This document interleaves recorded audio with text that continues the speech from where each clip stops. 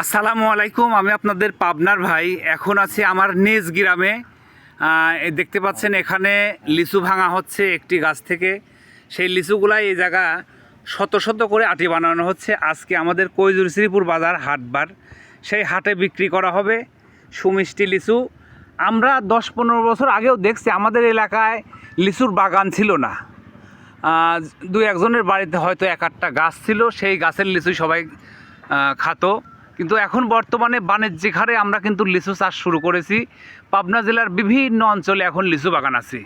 আপনারা জানেন বাংলাদেশের মধ্যে সর্বপ্রথম দিনাজপুরে লিচুর জন্য বিখ্যাত, কিন্তু দিনাজপুরের পরেই কিন্তু আমাদের পাবনা জেলা লিচুর জন্য বর্তমানে বিখ্যাত হয়ে গেছে। বিশেষ করে পাবনা, ঈশ্বরদী, আটঘরিয়া এবং আমাদের বর্তমানে আতাইকুলা বিভিন্ন অঞ্চলেও কিন্তু লিচু এখন অনেক ভালো মানের লিচু চাষাবাদ হয়, লিচুর বাগান করে তারা।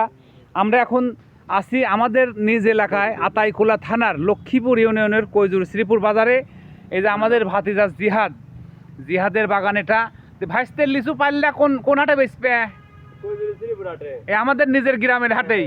ঠিকই আছে। আসলে আমরা যদি সবাই মনে করি যে বাইরে লিচু বিক্রি করে দেব পাবনা আলারের কাছে বা ঢাকা আলারের কাছে, তাহলে কিন্তু আমাদের দেশের লোক তো বুঝতে পারবে না যে আমাদের দেশের সুমিষ্টি বা ভালো জাতের লিচু আছে।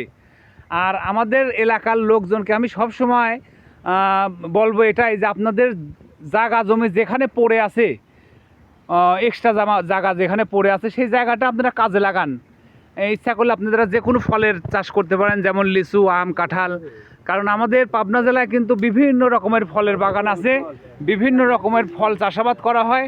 আর লিচু যদি চাষ করতে পারেন খুব ভালো। বর্তমানে লিচুতে কিন্তু এখন বর্তমানে ঝোট ঝামেলা নাই।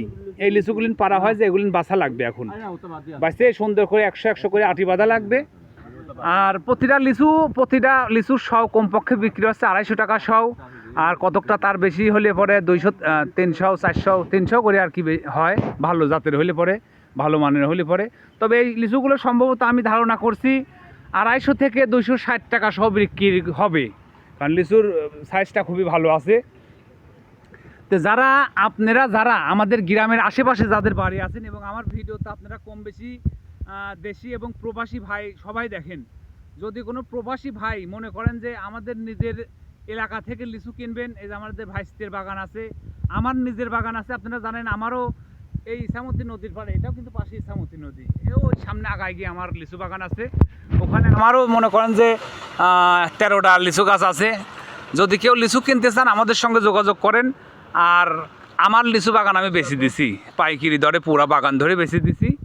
যদি তাও লিচু নিতে চান যোগাযোগ করেন, আমাদের ব্যাপারী ভাইরা আপনাদেরকে লিচু দেবে। আর আজকের মধ্যে যদি কেউ লিচু কিনতে চান, আজকে লিচুগুলো বাঁধা হচ্ছে, প্রসেসিং হচ্ছে। আর শ্রীপুরের হাট, আপনারা আমাকে নক করেন, কিছুক্ষণের মধ্যে এই ভিডিওটা আপলোড হবে। ইনশাআল্লাহ আমার দোকানের সামনে আসলেই পাবেন লিচু, এই ভালো মানের ভালো লিচু।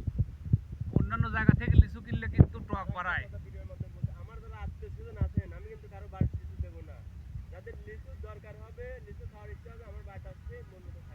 ঠিক আছে তাহলে, কারণ আত্মীয় স্বজন কিন্তু অনেক থাকে, অনেকেরই মন খারাপ থাকে যে লিচু গাছ লাগাইছে, লিচু মনে হয় আমার দেবেনি। যার দরকার হবে বাসায় আসবেন, লিচু নিয়ে চলে যাবেন, যত খুশি তত খাবি।